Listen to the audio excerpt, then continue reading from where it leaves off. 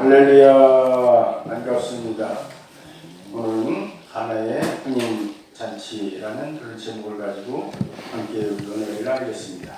시편 107편 보니까 광풍을 고요하게 하시라 물결도 잔잔하게 하시도다. 우리 하나님이 물결을 잔잔하게 하시는 하나님이십니다.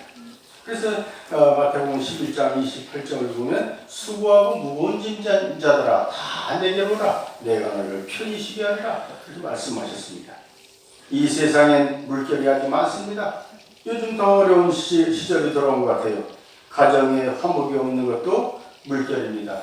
아빠가 술 먹고 사람을 때려서 유치장에 갇혀있다. 그래서 엄마나 아이들이 걱정에 쌓였어. 이것도 가정의 큰 물결입니다. 나라에 데모가 많이 일어납니다. 이것은 나라의 큰 물결이죠. 회사가 불에 타서 망했다. 이것도 물결이에요. 아파트가 화재로 인해서 많은 사람이 죽고 상하고 걱정거리가 됐다. 이런 것들이 모두 물결입니다. 바다에 배가 침몰이 되었다. 요즘 침몰되었죠. 이것도 큰 물결입니다.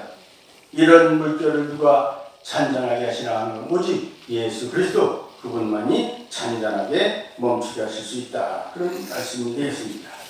그런 큰 물결, 작은 물결이 소식을 전하고 일어나는 것은 아닙니다. 소리 없이 예고도 없이 다가오는 것이죠. 순식간에 다가옵니다. 어제 잔잔하던 집이 오늘 크게 물결이 일어날 수가 있습니다. 또 오늘 잔잔하던 집에 내일 뜻밖의 큰 물결이 일어날 수도 있으니까 말입니다. 그러므로 이 물결을 안 밀기 위해서도 우리는 예수님을 잘 믿어야 하겠고 물결이 있는 집엔 그 물결을 잔잔하게 진정시키기 위해서도 우리 예수님을 잘 믿고 순종해야 돼요. 사람은 약점이 많고 허점이 많아요. 실수가 많아요. 우리가 다 주님 앞에 모두 죄인입니다. 그렇기 때문에 모든 것을 내려놓고 하나님을 바라보면서 물결을 잔잔케 해주시는 우리 주님을 늘 사랑하며 의지하며 그분께 간구하는 것이 우리가 해야 될 일이 아닌가 그렇게 말씀하는 것입니다.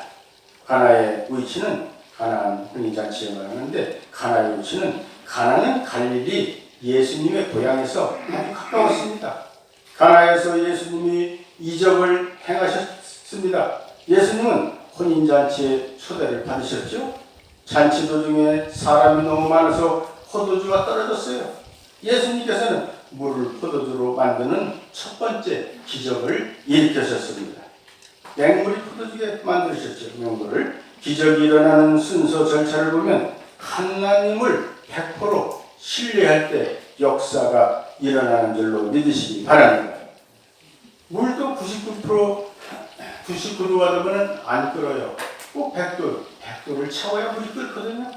우리도 100도가 돼야 끓는다. 그래서 100% 믿어야 된다. 그런 마찬가지입니다. 그 다음에 절대 순종해야 됩니다.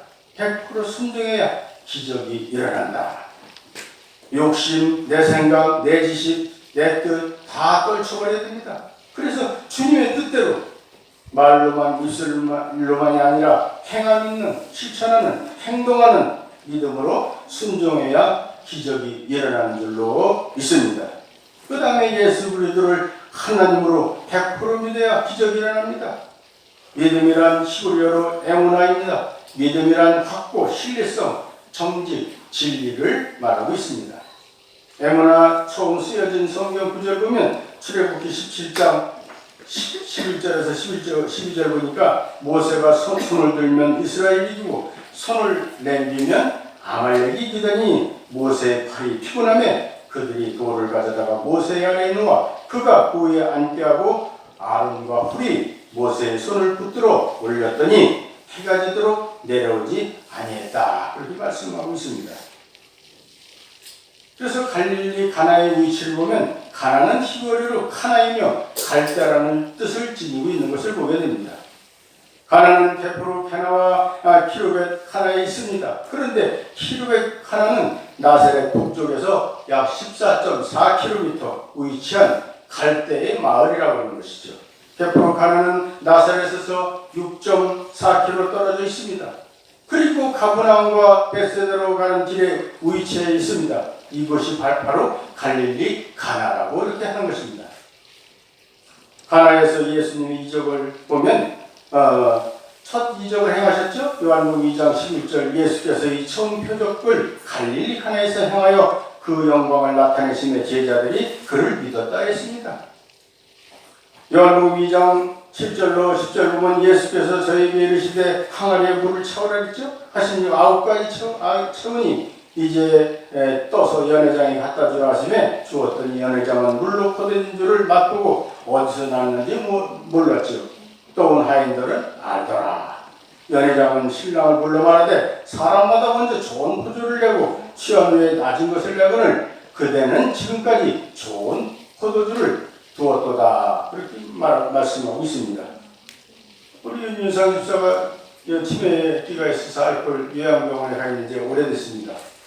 그 전에 내가 시장에서 전파사도 하고 막걸리 장사를 했대요. 그 술을 한참 먹다 보면 저녁에 늦게 술 배달할 수도 없고 그래서 술 한참 먹은 다음에 물을 한동안 갖다 또 도가니에다 부어서 섞어서 팔았대. 그래가지고 술 취하니까 그것도 모르고 그냥 맛있다고 먹는 거예요. 그런데 예수님은 점점 끝에 가서 점점 좋아지는 것을 오늘 말씀하셨죠. 가나는 예수님께서 자라나신 갈릴리 나사렛에서 그다지 멀지 않은 곳이에요. 예수님과 갈릴리 가나와는 연관이 많아요. 예수님께서 처음 이적을 베푸신 곳이 가나죠. 예수님은 가나의 혼인잔치에 청혼을 받아서 어머니와 그의 제자들과 함께 이곳에 참석하게 됐습니다. 그때 혼인잔치를 하는 집에 포도주가 모자랐죠. 예수님께서 모자라는 포도주를 물로 만들어 주셨습니다. 또한 이곳 가나에서 높은 관직을 가진 왕의 신하의 아들이 병을 고쳐주기도 하셨습니다.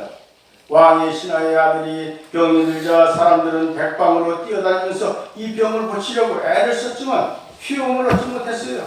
그래서 예수님은 아이의 병으로 인하여 절망과 슬픔에 쌓인 가정에 아이를 치료해 주심으로써 갈릴리 가나에서 행하신 두 번째 표적, 오직 말씀으로만이 아버지 치료해 주시고 고쳐주셨다는 것을 오늘 말씀하고 있습니다. 나다나엘의 고향 요한복음 21장 2절 보니까 시몬 베드로와 디도로라 하는 도마와 갈릴리 가나 사람 나다나엘과 세베대의 아들들과 또 다른 제자들이 함께 있었다 이렇게 말하고 있어요. 갈릴리 가나에는 예수님의 친척이 살고 있었죠. 예수님은 모친 마리아와 제자들과 함께 나사렛에서 멀지 않은 가나의 혼인잔치에 초청을 받아서 참석했는데 가나의 혼인잔치에 예수님의 어머니가 참석한 것은 갈릴리 가나에서 예수님 친척이 살고 있거나 혼인잔치집에 친척집이 되는 것 같습니다. 또 갈릴리 가나는 예수님의 제자인 나다나엘이 고향이기도 합니다. 나다나엘 보니까 나다나엘이나 바돌로메나 같은 뜻이 12제자죠. 12제자에 속한 바돌로메 나다나엘입니다. 고향이기도 합니다. 그래서 가나의 혼인잔치를 보면 나사렛 예수에서 그다지 멀지 않은 가나라는 마을에 혼인잔치가 벌어졌는데 혼인잔치를 배설한 주인은 자신이 평소에 알고 지내던 사람들을 초청을 많이 했습니다. 주인이 초청을 받은 사람들이 동서남북에서 아주 많이 찾아왔어요. 손님이 많은 것을 알 수 있는 것은 준비했던 포도주가 모자란데도 볼 수가 있습니다. 그 자리에 예수님도 초청을 받아서 참석하셨죠. 세례요한은 사람들과 같이 먹지도 마시지도 않았지만 예수님은 거절하는 방법보다 참여하는 방법을 택하셨습니다. 예수님은 자신의 참석하심은 물론 제자들까지 데리고 참석하셔서 혼인잔치에 많은 축하를 해주셨다 그 말씀하고 있는 것입니다. 그래서 하나님과 함께 했다고 히브리서 3장 14절에 보니까 우리가 시작할 때에 확실한 것을 끝까지 견고히 잡으면 그리스도와 함께 참여한 자가 된다는 것을 한국에서 말씀하시죠. 마태복음 22장 4절 보니까 다른 종들을 보내어 가로되 청한 사람들에게 이르기를 내가 오늘 준비하되 나의 소와 살진 짐승을 잡고 모든 것을 갖추었으니 혼인잔치에 오소서 그렇게 오라고 청하였습니다.